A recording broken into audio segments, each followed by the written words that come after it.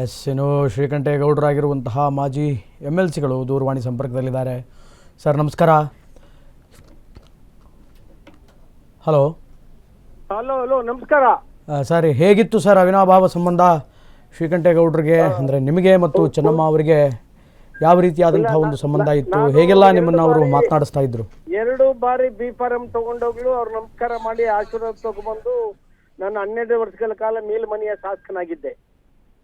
ಪೂಜ್ಯ ದೇವೇಗೌಡ ಅಜ್ಜಿಯವರು ಮತ್ತು ಚೆನ್ನಮ್ಮನವರು ಇಬ್ರು ನನಗೆ ಆಶೀರ್ವಾದ ಮಾಡಿ ಬಿ ಫಾರಂ ಅನ್ನ ಕೊಟ್ಟಿದ್ರು. ಮತ್ತು ಶ್ರೀಮತಿ ಚೆನ್ನಮ್ಮನವರು ದೇವೇಗೌಡರ ಅತ್ಯಂತ ಅರ್ಥಪೂರ್ಣ ಧರ್ಮಪತ್ನಿಯಾಗಿ ಕೆಲಸ ನಿರ್ವಹಣೆ ಮಾಡಿದ್ದಾರೆ.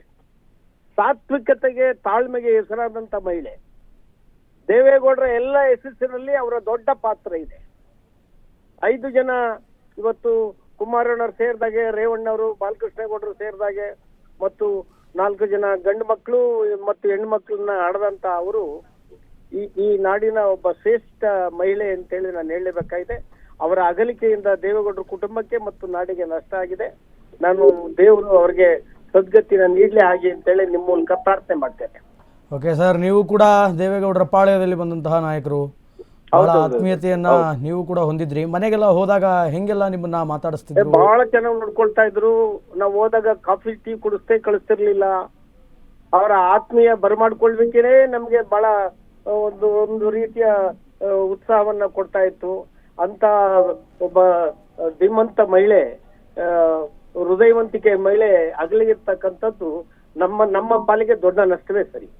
ಸರ್, ಅವ್ರದ್ದು ಬಹಳ ದೊಡ್ಡ ಕೈ, ಸ್ವತಃ ಅವರೇ ಅಡಿಗೆ ಮಾಡಿ ಎಲ್ರಿಗೂ ಊಟಕ್ಕೆ ಬಡಿಸ್ತಿದ್ರು ಅಂತ.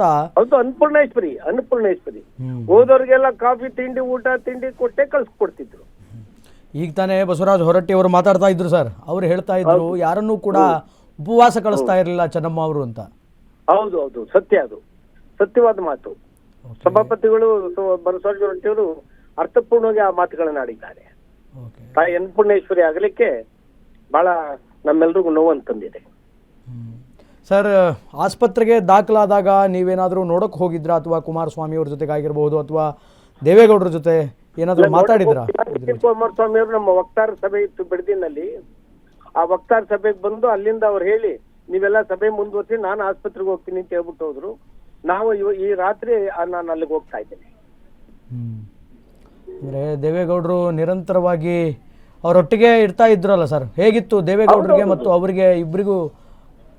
ಬಹಳ ಹೊಂದಾಣಿಕೆ ಇತ್ತು ಮತ್ತು ದೇವೇಗೌಡರ ಎಲ್ಲ ಕಷ್ಟಗಳನ್ನು ಹಂಚಿಕೊಂಡಿದ್ದಾರೆ ಮತ್ತು ಅವ್ರಿಗೆ ಆಸರೆಯಾಗಿ ನಿಂತಿದ್ದಾರೆ ಅವರು.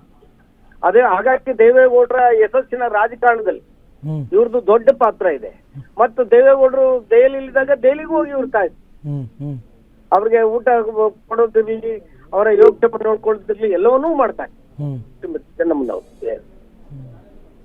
ತಾಯಿ ಜೊತೆಗೆ ಕುಮಾರಣ್ಣ ಹೆಂಗಿರ್ತಾ ಇದ್ರು ಸರ್? ಕುಮಾರಸ್ವಾಮಿ ಅವರ ಸಂಬಂಧ ಹೆಂಗಿತ್ತು ತಾಯಿ ಜೊತೆ? ಅಯ್ಯೋ, ಕುಮಾರಣ್ಣರು ಅಗಾಧವಾಗಿ ತಾಯಿ ಚೆನ್ನಮ್ಮನವರ ಪ್ರೀತಿಸ್ತಾ ಇದ್ರು. ಮತ್ತು ಅವ್ರ ಎಲ್ಲಾ ಮಕ್ಕಳು ಅಷ್ಟೇ, ಅವರು ಎಲ್ಲಾ ಮಕ್ಕಳು ಕೊಡ್ತಾ ಇದ್ರು. ಇವರು ಅಷ್ಟೇ ಸರಿ ಸಮಾನ ಪ್ರೀತಿ ಗೌರವನ್ನ ಕೊಡ್ತಾ ಇದ್ರು. ಕೊನೆಯದಾಗಿ ಯಾವಾಗ ಮೀಟ್ ಆಗಿದ್ದು ಸರ್? ಯಾವಾಗ ಭೇಟಿಯಾಗಿದ್ರಿ ಚೆನ್ನಮ್ಮ ಅವ್ರನ್ನ? ನಾನು ಈಗ ಸ್ವಲ್ಪ ದಿನಗಳಿಂದ ಮನೆಗೆ ಹೋದಾಗ ಅವ್ರನ್ನ ಭೇಟಿ ಮಾಡಿ ಮಾತಾಡಿಸಿ ಬಂದಿದ್ದೆ. ಅವಾಗಲೂ ಆರೋಗ್ಯಕರವಾಗಿದ್ರ ಸರ್? ಆರೋಗ್ಯವಾಗಿದ್ರ? ಭೇಟಿ ಮಾಡಿದಾಗ ಆಗ ಇನ್ನೂ ಆರೋಗ್ಯವಾಗಿತ್ತು. ಓಕೆ. ಆದರೂ ಅಂದರೆ ಇಷ್ಟು ವಯಸ್ಸಾದರೂ ಕೂಡ ಇನ್ನೂ ಮೊದಲಿನ ಥರ ಪ್ರತಿಯೊಬ್ಬರನ್ನ ಗುರುತು ಹಿಡಿದು ಮಾತನಾಡಿಸಿ ಊಟಕ್ಕಾಗಿ ಉಪಚಾರ ಮಾಡುವಂತಹ ಒಂದು ಇದು ಇತ್ತು ಅಂತ. ಹೌದು, ಒಳ್ಳೆ ಗುಣ ಇತ್ತು ಅವರಲ್ಲಿ, ಹೃದಯವಂತಿಕೆ ಇತ್ತು. ಓಕೆ, ಧನ್ಯವಾದಗಳು ಸರ್.